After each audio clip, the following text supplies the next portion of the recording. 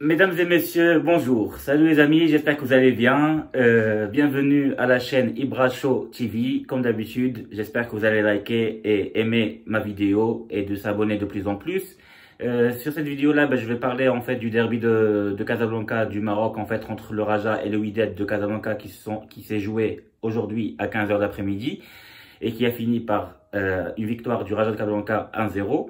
Je vais parler aussi de pas mal de matchs qui sont joués en Europe dans les championnats, que ce soit espagnol, italien, etc.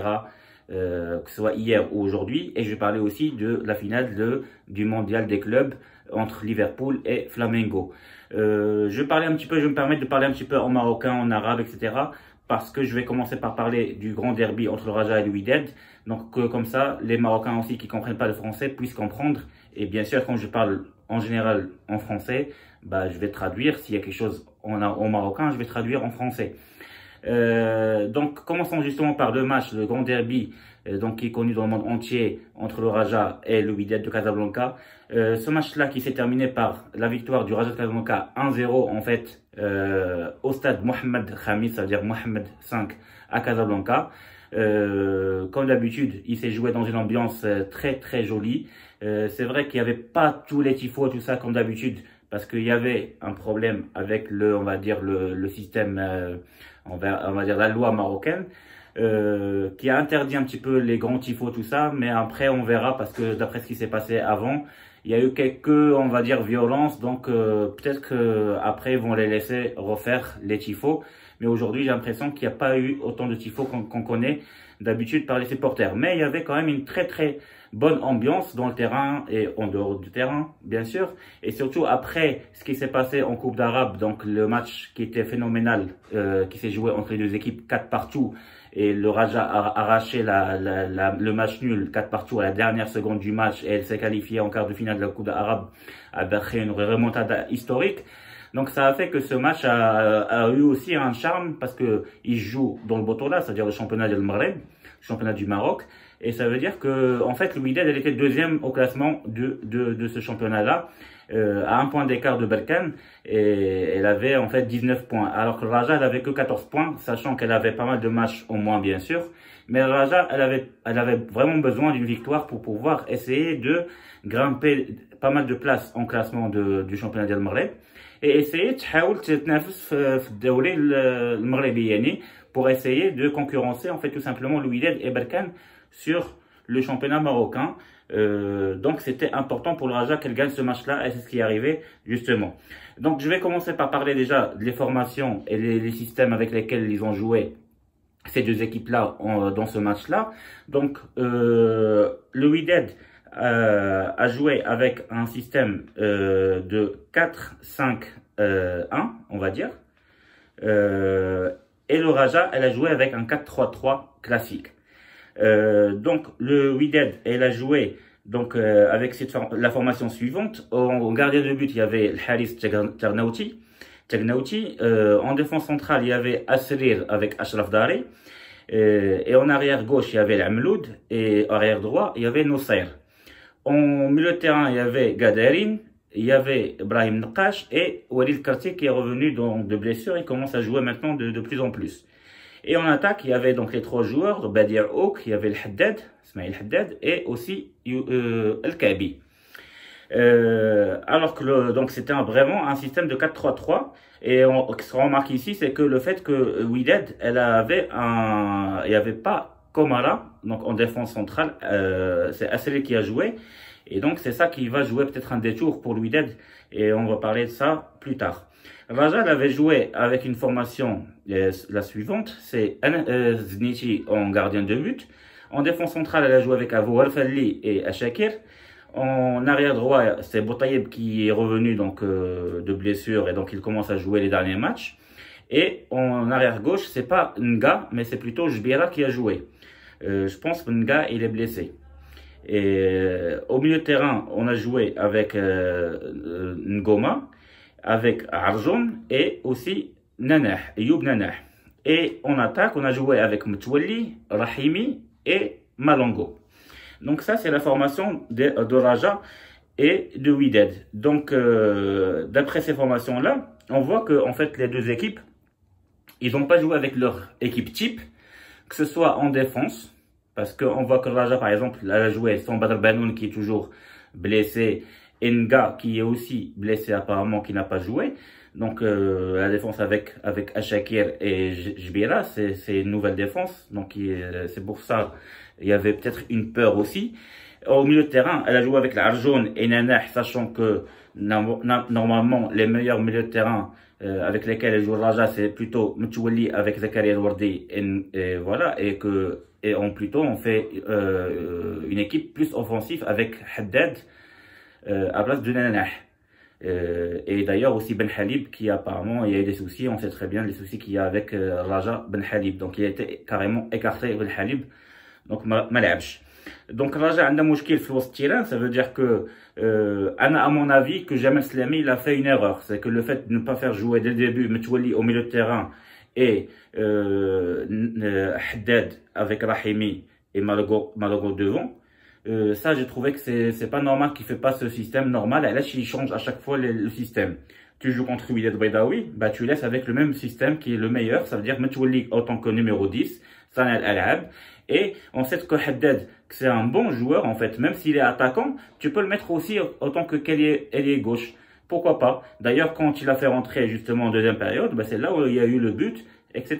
Donc, je comprends pas pourquoi il a tardé à faire ça, pourquoi il n'a pas pensé à faire ça dès le début. Il a fait jouer Nenah, qu'on sait très bien Nenah, c'est un bon joueur, et Nenah, sauf qu'il est, surtout à l'Sidet Melbaïd, ça veut dire qu'il essaye de tirer de loin, et il est plus physique que technique. Nenah, c'est ça en fait. Alors que Haddad, il est rapide et aussi technique. Et Metwali, il est mieux, il joue beaucoup mieux au milieu de terrain que quand il est coincé dans on va dire, dans un côté, que ce soit droit ou à gauche. Et donc c'est ça que j'ai pas trop aimé. Et Wydad, donc elle a eu aussi des absences parce que en défense il y avait Asrir, il n'y avait pas Komara. Et le problème de Wydad aussi, c'est que Ashraf Dari il s'est blessé, il est sorti. Donc il a été remplacé par Kamel. Et il a été remplacé par Kamel, ce qui fait que Wydad elle a eu un petit peu peur à cause de sa défense, malgré qu'elle a joué à peu près avec l'équipe type devant. Parce qu'il y avait Walid Karti, il y avait Badi Oak, il y avait Kabi, il y avait Ismail Haddad. Moi, j'ai trouvé que c'est dommage aussi que le coach de Wydad, malheureusement, n'a pas fait jouer Hassouni dès le début. Parce que moi, je trouve que Hassouni, franchement, c'est l'un des éléments le meilleur, en fait, chez Wydad. Peut-être que Wydadine, ils sont pas d'accord avec moi, mais moi, avec le Ma'rifa Diali, avec mes connaissances, moi, je trouve que ce joueur, il est très bon. Le Hassouni, je l'aime très bien. Franchement, j'aime très bien Hassouni. Donc, je comprends pas pourquoi il ne le fait pas jouer dès le début au milieu de terrain pour avoir un jeu pas très défensif. Parce que lui, il se permet de faire tourner le jeu, d'attaquer, etc. Voilà, donc je comprends pas pourquoi il joue toujours avec Nqash. C'est pas parce que Jebran il est blessé ou il est pas là que tu fais forcément jouer Nqash. Oui, Nqash il est bien, mais moi je trouve qu'il est agressif ce joueur-là. Ça y est, Kbel en plus, il est très âgé. Donc je comprends pas pourquoi il le fait toujours jouer. Karti, bon, il n'est pas revenu encore à son top niveau. Donc pour résumer le match, en fait, c'était un match, on va dire, en fait, il y a eu des occasions de part et d'autre, mais c'était pas un match flamboyant. Il était vraiment très très moyen, avec quelques occasions en première période. Surtout pour Raja. En fait, c'est Raja qui essayait de tenter avec quelques centres. كانوا بزاف محاولات ضائعين في الحقيقة. وكانوا محاولات avec تسديدات من البعيد. Donc Raja حاولت تسديد من البعيد, etc. Il y a eu محاولة peut-être pour Badi Ouk, محاولة pour Rahimi, aussi محاولة pour Malongo, etc. On va dire que Raja a dominé un petit peu plus, mais c'est une domination wahmiya. Ça veut dire que c'est pas une vraie domination parce que parce que Wydad, c'est vrai, elle est revenue, elle recule et elle joue sur les contre-attaques comme d'habitude. Donc elle a vraiment fermé les trous, etc. Donc elle n'a pas donné l'occasion à Raja pour faire construire son vrai jeu et faire du beau jeu, etc. Sachant que le match il s'est joué aussi à 3h d'après-midi, donc كان الجو شويه صعيب, كانت الشمس حاره وكانوا donc الدراري les joueurs ils n'étaient pas à leur top niveau même physiquement. Donc moi c'est ce que j'ai senti dans le match. Par contre en deuxième période c'était pareil, hein. Même en deuxième période, au début, c'était pratiquement pareil, juste pareil. Le Raja qui essaye de faire construire le jeu à partir de l'arrière, de l'aller vers l'avant, mais comme elle trouve pas de tout simplement de place, etc. pour construire le jeu et pour, elle essaye de tirer de loin et décentrer n'importe comment. Donc c'était pas un très bon match finalement. Jusqu'à que le but de tout simplement El Haddad qui fait gagner le Raja parce que c'est un match très moyen et l'occasion de El Haddad qui permet de faire gagner le Raja, ces 3 points qui étaient intéressants pour le Raja et voilà. Sinon moi je dis que c'était pas un match flamboyant comme celui qu'on a vu par exemple en Coupe arabe qui reste historique parce que il était phénoménal à tous les niveaux, que ce soit les supporters, le score, les remontadas, le scénario, tout. Mais ce match, il reste pas mal, mais très moyen par rapport à ce qu'on attendait vraiment de Raja et le Wydad. Et le match a fini 1-0 pour Raja. Donc, bravo à Raja et félicitations au Rajaouiyin.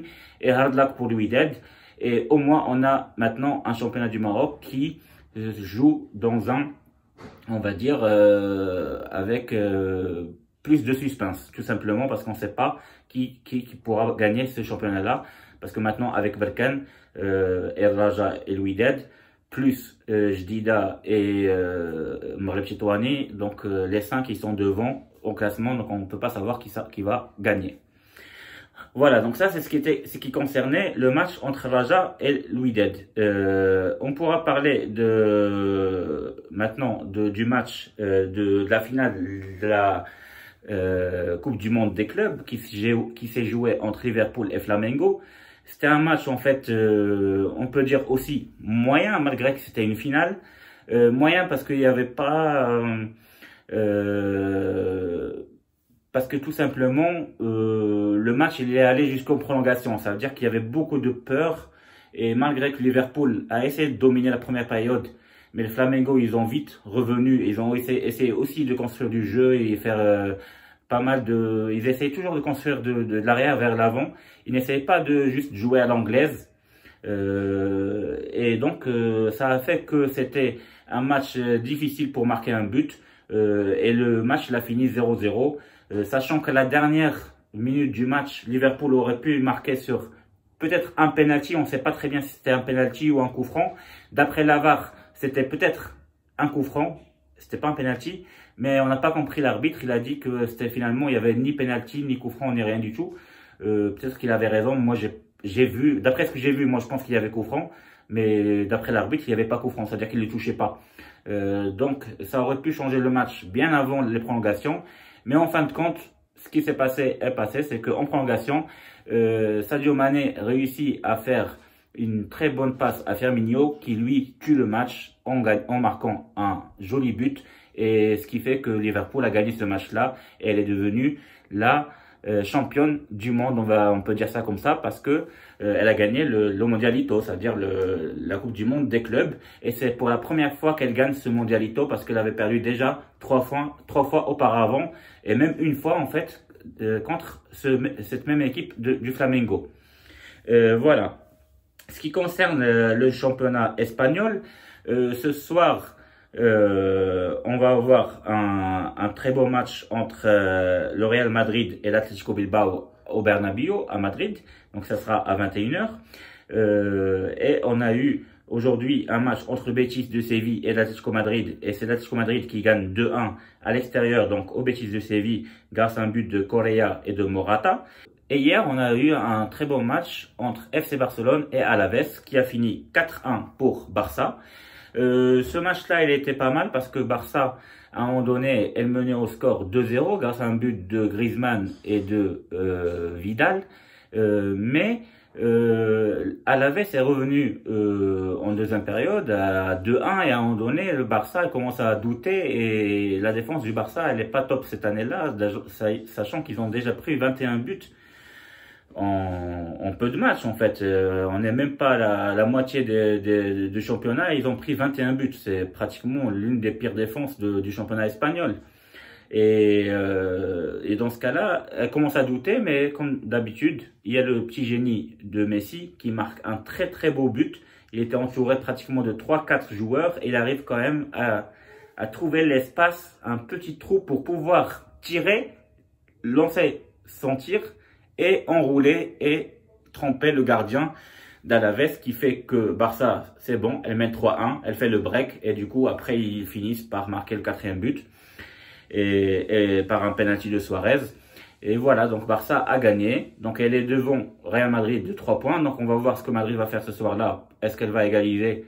Elle va réussir à gagner aussi pour pouvoir égaliser avec le Barça au classement de la Liga espagnole ou pas. Voilà. Ce qui concerne l'Italie, il y a eu un match entre Inter Milan et Genoa hier et l'Inter a gagné 4-0 avec un doublé de Lukaku. Donc l'Inter, elle reste première devant la Juve. Et aujourd'hui, donc, on a eu un match entre l'Atalanta de Bergame contre AC Milan qui a fini 5-0 pour l'Atalanta de Bergame. Moi, ça m'a surpris le fait de voir AC Milan qui descend très bas à ce point-là. Ils sont déjà très bas, mais pour perdre 5-0, c'est énorme. Donc, moi, j'ai pas compris qu'est-ce qui s'est passé dans ce match-là. Donc, là, en ce moment, il y a la Supercoupe d'Italie qui joue entre la Lazio de Rome et la Juventus. Il y a 2-1 pour la Lazio qui est en train de mener au score. Et pour l'instant, c'est elle qui gagne la Supercoupe et contre la Juventus de Ronaldo, sachant que c'est Dybala qui a marqué le but pour la Juve. Mais le match n'est pas fini encore, on va voir qui c'est qui va gagner. Donc voilà, j'ai fait le tour, j'espère que vous avez aimé ma vidéo. N'hésitez pas à liker comme d'habitude et s'abonner donc en cliquant sur ma photo en haut à droite. J'espère que vous avez bien aimé ma vidéo et n'hésitez pas à faire vos commentaires, que ce soit sur le derby du Maroc ou sur les autres matchs européens. Et je vous dis mes amis, à très bientôt, merci et au revoir.